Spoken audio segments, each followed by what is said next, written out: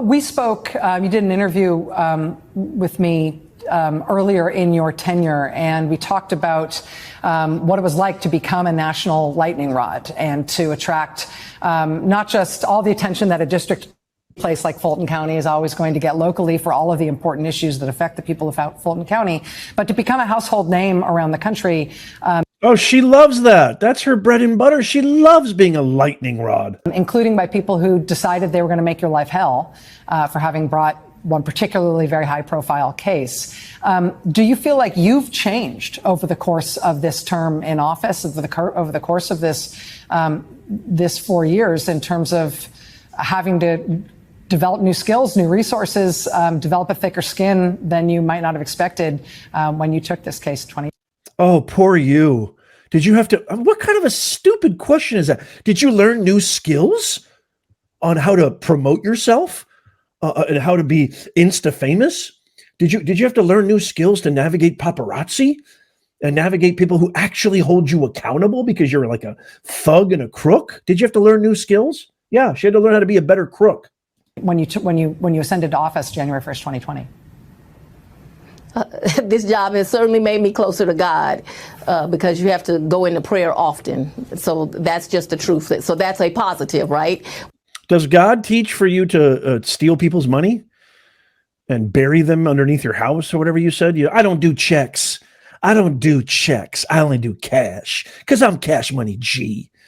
Does God teach you to steal taxpayer funds and go on vacation and hire your mistress, Nathan American Pie Wade, and go to Aruba, Jamaica, and all those places?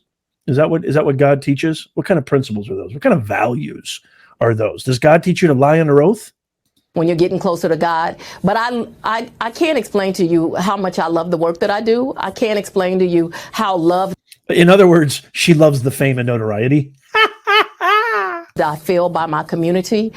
You really should feel sorry for those that are trying to deter me from my work. It doesn't do anything but motivate me to continue to work and to work hard. And so I'm not someone that's going to be broken, but certainly it has caused me to get thicker skin or to be more resilient, to dig deeper, to work harder.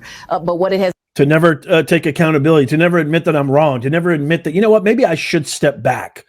If this is really for the better of the country, Judge McAfee's already said there's an odor of mendacity. There's zero impartiality. There's zero propriety. It's completely or impropriety. You're supposed to show impropriety.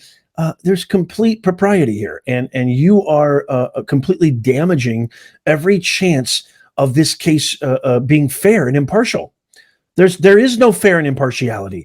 Well, if it's for the good of the people, if it's for the good of America, the good for your Fulton County constituents, why don't you just get lost? I don't want her to get lost, but she should do the right thing. It's not done is deter me from my work. Let me ask you about an interesting development that happened with a former Democratic governor of Georgia, Governor Roy Barnes. It emerged over the course of the Trump case and some of the forgive me, the mishigas around that, that you had asked Governor Barnes if he would consider joining the prosecution as special counsel in that case. And it emerged that he said no, saying, quote, "I wasn't going to live with bodyguards for the rest of my life," which is a commentary on what it takes to be part of the legal system in this era, taking on politically powerful people.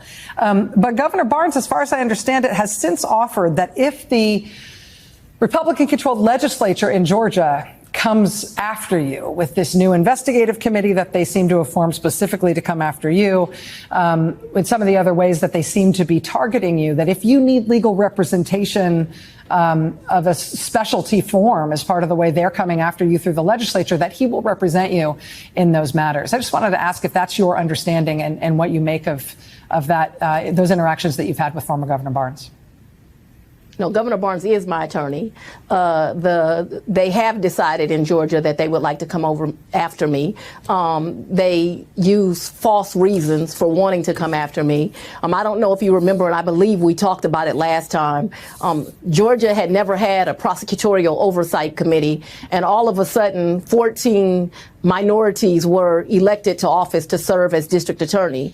And now all of a sudden they need an oversight committee to look after after district attorneys because they want to tell us how to prosecute and who to prosecute and where we should put our resources. No.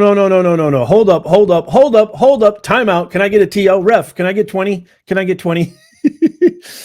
Playing the race card. Good old Cash Money G. It's all about race. Because we're black. Because there's all these minorities now in power. Because we got elected. Now they want to have an oversight committee. No. It's because you've been caught being a thug and being a crook. You were caught red-handed using taxpayer funds for your own selfish reasons. That's why they're like, you know what? Maybe let's just look into this a little bit. You mean to tell me she's using all of the hard-earned taxpayer funds of the Fulton County residents to go on vacation, to hire her lover, to do all sorts of crooked and self-absorbed narcissistic things? Hold on a second. Wait a minute. Maybe we should actually take a step back. That's what happens when people commit egregious violations. People who actually want to do the right thing institute new legislature. That's what it's all about. That's America, sweetheart. You got caught red-handed being a thug, being the thug that you are. And now you're, oh my gosh. No, it has nothing to do with you being black. It has to do with you being a crook. It has nothing to do with you being black. Stop playing the race card. I mean, the race card is like 2009. Are we still using the race card here? Well, when you've got nothing to stand on, when you've got zero policy, zero track record, zero credibility, that's what you base your platform on. As opposed to allowing the voters that put us in these seats to make those determinations. The voters in my community are very clear that they want crime rid out of their communities. But look at her eyes. These are all talking points, premeditated, pre-rehearsed, preordained, pre-programmed. Look at where her eyes are. She's not looking at the camera. She's not looking at Rachel Maddow. She's reading from cue cards in an interview. You don't even have any faith. You can't even, this is how little she cares about the people of Fulton County. This is how little she cares about the people, the constituents. She can't even speak from her heart. She has zero authenticity. She has her assistant draw up cue cards and talking points, probably that were handed down by Kami Kamala, probably that were handed down by the Oprah, Clinton, Obama woke mafia. they want it done both by removing violent offenders, which is what we have done. We've gone after gangs and we've worked with our police departments to do so. But they also want second chances for low-level offenders, and we have done those programs. What is so ironic is although it's only 14 of the 50 DAs in the state of Georgia, most of the citizens report to our jurisdictions. So although we're smaller in number than the other 36, most of the population has elected these minority DAs to serve them and has trusted their judgment. But apparently we now need daddy to tell us how to do our job. Wait a minute. Again, she goes to this daddy thing, and listen to the way she talks. And why in the world did Mad Cow laugh at that? Why would you laugh at that? What's funny about that? If it's bothering you so much, where's the humor? Oh, but now daddy's going to tell us. Who's daddy? I don't understand who's daddy. Who is daddy? Why are you calling him daddy?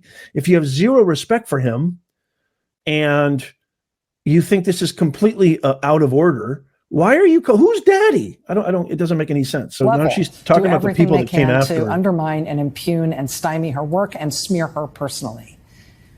This level of sustained public attack is not usually the price of entry for doing your job as a district attorney, nor should. No. It's not the price of entry for doing your job correctly, but it is the price of entry when you're a corrupt thug and crook.